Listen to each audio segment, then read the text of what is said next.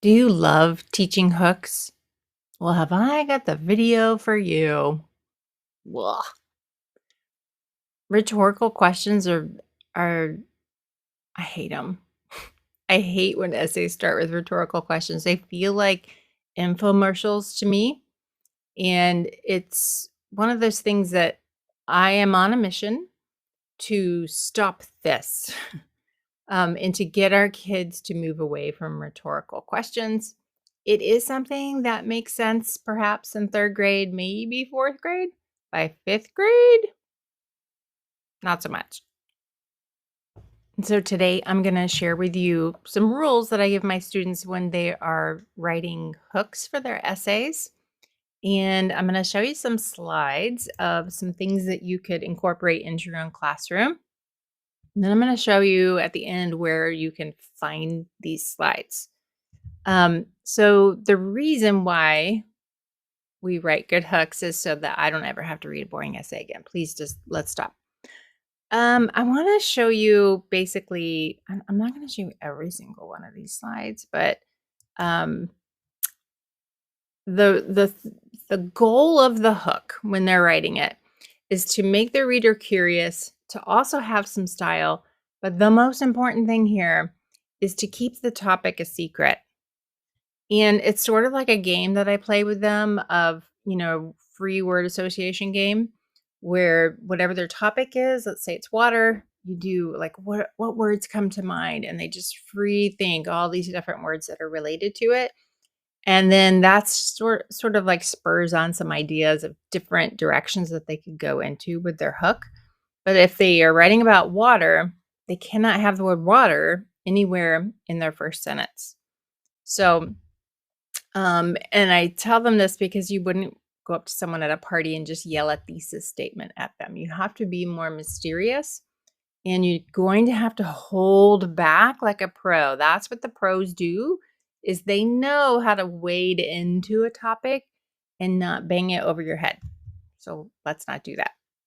I'm going to show you on here the 3 types of hooks that I have them write when they're doing essays, like informative or argumentative. And then I'm going to flip over and I'm going to show you how they could then write a hook for a narrative or fictional story. So the 3 things that they can choose for me is number 1 is they can start with a bold statement, which is actually my favorite. And they usually tend to pick that one. Or they could do a statistic or fact. It does require them to go look stuff up, and then they have to be really cool and sly about how they share the fact without giving the topic away. So a little bit trickier. A third one is a vivid description. So some of your really great descriptive writers will choose that one. And if there's no hook, it means they're starting out their essay with something like this paragraph is about how kids need more recess. So the bold statement might be, when they took away the monkey bars, it was the last straw. And then a statistic could be about health experts say that all students should have daily access to this, but in America, only 1 in 4 do. So notice how I gave the fact, but I never used the word PE or recess in there. The vivid description would be a sweaty brow, muddy shoes, the glorious sound of sneakers hitting pavement. These can be beneficial to your health. So these are some really fun ways and way more sophisticated ways to start out your essay. I would not allow them to start their essay out with, have you ever wondered, or in this paper, or I am going to tell you about. Even if they do write it, I mean, it's okay. You just cross it out. Say, great, whatever's written after that, that's what you're going to talk about. So you'll see this, and in this is a video that I have over on my student facing channel. I'm going to show that to you in just a minute. But I found an example of a newspaper article where the first line, this is about getting a job. And the first line says, it's war out there, which really pulls you in. And then it actually does connect that to the end part of the whole article. And that is the full loop of how you like tie up your writing in a bow. Now, let me show you real quick about what they can do for narrative writing.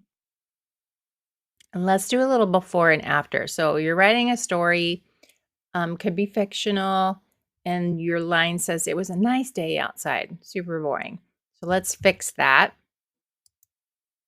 The sun was out, my backpack was packed, and I had exactly 12 minutes to run for my life.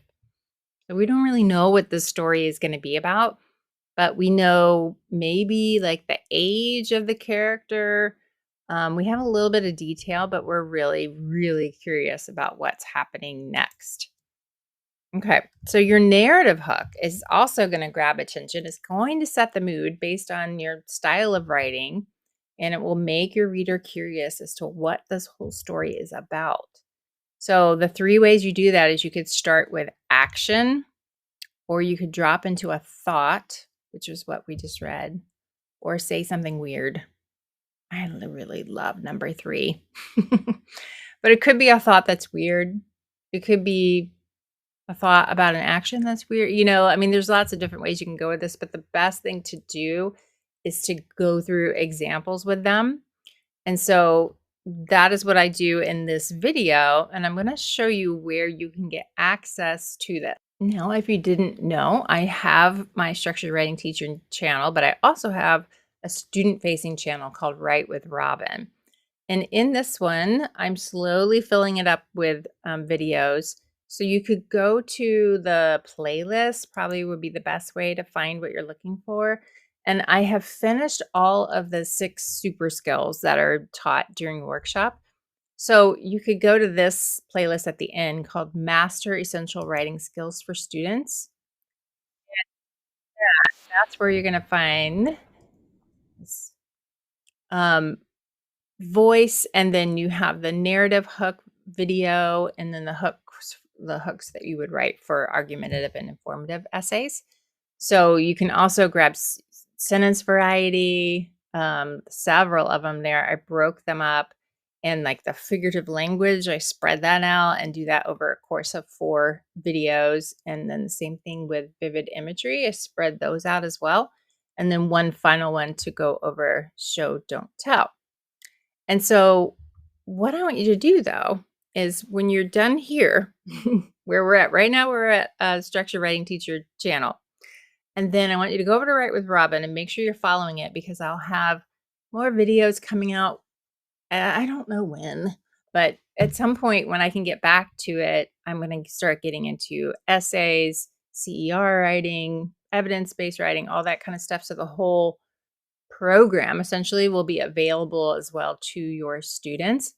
I'm in the middle of some super secret projects that I'm trying to get finished. And when I'm done with those, which I'll tell you about later, then I will get back to Write with Robin, but make sure you are following over there.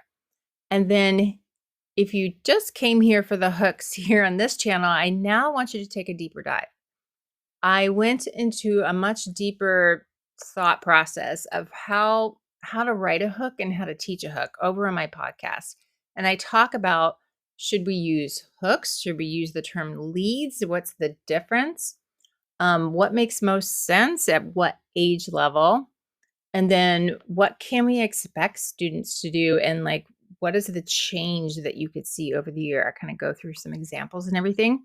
So you're here at my channel, go over to Write with Robin, click on follow or watch any of those videos you want, and then head over to the podcast and make sure you go do a deeper dive. And I will put all the links down below, and I will see you in the next one.